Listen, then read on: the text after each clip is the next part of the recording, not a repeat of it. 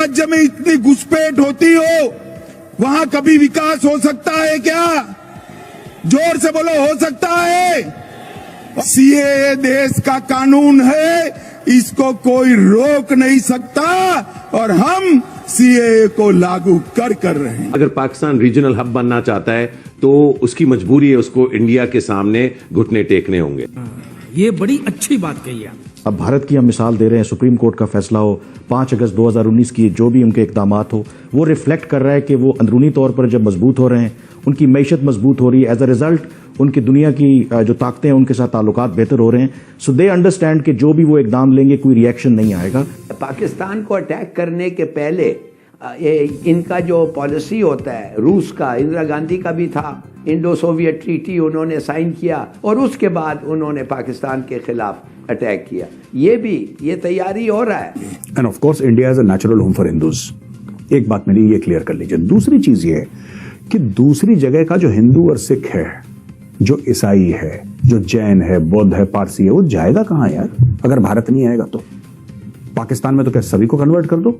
I'm telling you, if that happens, it will be a grave injustice, especially to the Muslims, to the Dalits, and to the especially poor people of India, irrespective of which caste and religion they belong to. Bharat में इस वक्त क्या किया जा रहा है? दीगर जितने भी मज़ाहिब हैं उनको शहरियत दी जा रही है, लेकिन मुसलमानों के साथ जो नफरत है मोदी सरकार की और जो भारतीयों की, उस पर फिर दोबारा से इम्प्लीमेंट किया जा रहा है। शौकीन जो मेजोरिटी है मुसलमानों की, वो अब अक्सर जो है सीए की मुखालफत करते हुए रोड पे नजर आती है और कहते हैं कि सीए का मतलब ये है कि भारत के मुसलमान भारत छोड़कर निकल जाए। एक दफा फिर से जी इंडिया में सीए के मुद्दे पर बात की जा रही है कि ये लैंड का लॉ है और इसको नाफिज करने से कोई भी नहीं रोक। तो उसमें सबसे नंबर 1 मैं समझता हूँ कि इस वक्त भारत है। 7.7% ग्रोथ रेट है उनका, और जिस तरीके से वो बिहेव कर रहे हैं, वो already behaving like a super power. फिर हमारी अपनी गलतियों की वजह से चीजें कहां तक पहुंच गई। इंडिया इकोनॉमिकली और जो उसका क्लाउड है, जो ओवरऑल जियो स्ट्रेटेजिक जो हालात हैं, अमेरिका का जो टिल्ट है टुवर्ड्स बिकॉज ऑफ चाइना, 2024 में हमने ऐसे मौके अगर कोई है तो उसको खोना नहीं है। मोदी साहब है, उनकी ग्रिप है,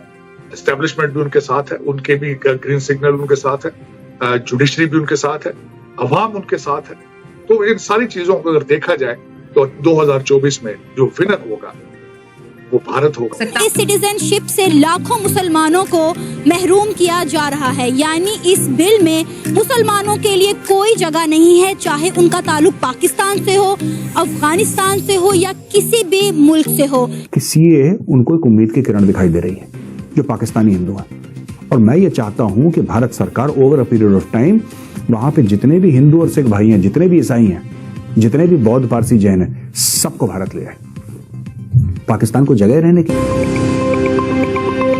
नमस्कार दोस्तों, स्वागत है आपका आपके चैनल EFC में। दोस्तों, अमित शाह जी ने अपनी रैली में ये साफ कर दिया है कि वो भारत में CAA लागू करके रहेंगे और ये कानून भारत की संसद ने पारित किया है, तो इसे कोई माई का लाल रोक नहीं सकता। दोस्तों, CAA के अनुसार भारत के पड़ोस में रहने वाले अनेक देशों में रहने वाले हिंदू, ईसाई, मतलब जो गैर मुस्लिम लोग हैं, वो भारत में अगर आते हैं तो उनको भारत की नागरिकता दी जाएगी। इसमें मुसलमानों को इंक्लूड नहीं किया गया, क्योंकि जो मुसलमान देश हैं जैसे बांग्लादेश, अफगानिस्तान, पाकिस्तान, तो ये ऑलरेडी मुसलमानों के लिए बने हुए देश हैं। मुसलमान यहाँ पर बड़े आराम से रह रहे हैं, लेकिन वहाँ पर रहने वाले हिंदू, सिख और जैन और बौद्ध और ईसाइयों के लिए खतरा पैदा हो रहा है। इसलिए उनको अगर वो भारत आते हैं तो उनको नागरिकता दी जाएगी। लेकिन ये इतनी छोटी सी बात भारत में रहने वाले कट्टरपंथियों, जिहादियों, इस्लामियों और देश विरोधी ताकतों की समझ में नहीं आ रही है। जो पार्टियां भारत में देश का विरोध करना चाहती है, जो नहीं चाहती है कि हिंदुओं की जनसंख्या में वृद्धि हो और मुसलमानों की जनसंख्या का एक रेगुलेशन किया जाए, वो सब इस बात का विरोध करते रहते हैं। सीमा पार भी इस मुद्दे को उठाया जा रहा है। पाकिस्तानी मीडिया के द्वारा मुसलमानों को भड़काया जा रहा है कि कैसे भारत सरकार मुसलमानों की नागरिकता छीन रही है। दोस्तों, देखिए ये जबरदस्त वीडियो। और आज मैं आपको बताऊंगा क्या क्या और CAA क्यों जरूरी है। पहली बात, आप ये समझ लीजिए कि India is a natural home for humanity end of course India is a natural home for Hindus. एक बात मेरी ये क्लियर कर लीजिए। दूसरी चीज ये है कि दूसरी जगह का जो हिंदू और सिख है, जो ईसाई है, जो जैन है, बौद्ध है, पारसी है, वो जाएगा कहां यार?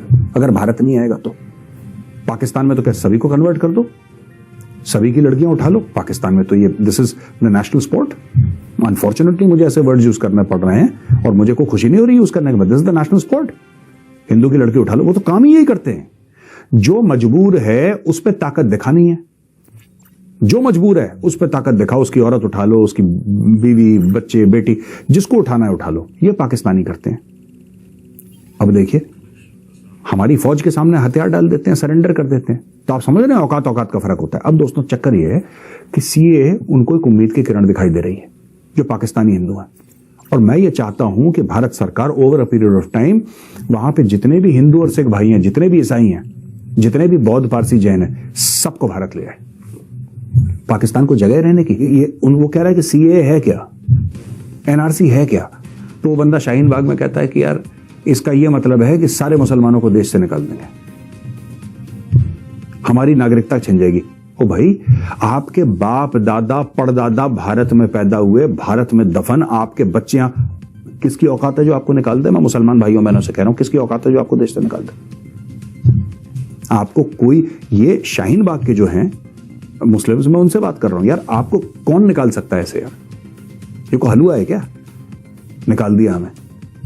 पर ये जो इंटरेस्टेड पार्टीज थी, इन्होंने खूब हल्ला करो, खूब इनमें डिसइंफॉर्मेशन सोशल मीडिया पे पूरे, ये निकाल देंगे मुसलमानों। कौन निकाल रहा है किसको यार? मैम, अमित शाह जी ने जो बात की है लॉ ऑफ द लैंड और सीए की बात की, जब भी भारत के अंदर सीए की बात की जाती है जिसमें सिटीजनशिप दी जाएगी नॉन मुस्लिम को, जिन्होंने माइग्रेशन की पाकिस्तान से, बांग्लादेश से या करीब के अड़ोस पड़ोस मुस्लिम कंट्री से, ताकि उनको भारतीय नागरिकता मिले। लेकिन जब मुसलमानों की बात आती है, वो कहते हैं कि हमें नहीं दी जा रही, जबकि हम इनसे पहले के यहाँ पे रह रहे हैं। तो ये क्या क्लैश है, ये क्या लड़ाई है? और जब भी सीए की बात की जाती है तो पाकिस्तान में भी ये कहा जाता है कि देखो बीजेपी जो है मुसलमानों को बाहर निकाल रही है। देखिए, पाकिस्तान शैला ऐसा है कि पाकिस्तान की जमीन जो है और पूरा पाकिस्तान जो है वो जिन्ना के बाप का तो था नहीं। तो पीओके की बात अभी नहीं ही करती हूँ। जब पूरा पाकिस्तान ही जिन्ना के बाप का नहीं है और नेहरू और जिन्ना के बीच का एक प्रॉब्लम हुआ, तो गांधी जी की वजह से जिन्ना के कटोरे में, भीख के कटोरे में पाकिस्तान दे दिया गया। जब पाकिस्तान ने अफगानियों को कुत्तों की तरह धक्के मार करके बाहर निकाला, तब हमने तो आपसे डिस्कशन नहीं किया, तब हमने तो आपसे नहीं पूछा। जब आपने 21% माइनॉरिटीज से उसको 1% में कन्वर्ट कर दिया, तब हमने तो नहीं पूछा। यूएन आपसे सवाल पूछती है, हम तो नहीं पूछते। कुछ मुस्लिम नेता ये कह रहे थे कि यार हम वहां से मुसलमानों को भारत क्यों नहीं ला सकते? दिमाग देखिए, I am talking about some Muslim leaders, I am not talking about all, मैं सबकी बात नहीं कर रहा, कुछ, कि भाई वहां से हम मुसलमान क्यों नहीं ला सकते? मुसलमानों के साथ जो पाकिस्तान में मुसलमान रह रहा है, बांग्लादेश में मुसलमान रह रहा है, जो अफगानिस्तान में मुसलमान रह रहा है, उसको भारत क्यों नहीं ला सकते? क्या उसकी जान खतरे में नहीं है? भाई साहब तुसी ग्रेट हो, उसकी जान खतरे में नहीं है, और दूसरों की जान के लिए खतरा है वो। अगर और इसमें जो राइज पे जा रहे हैं ममालिक, तो उसमें सबसे नंबर 1 मैं समझता हूं कि इस वक्त भारत है। 7.7% ग्रोथ रेट है उनका, और यही वेस्ट के लिए एक सबसे बड़ा प्रॉब्लम है उसका।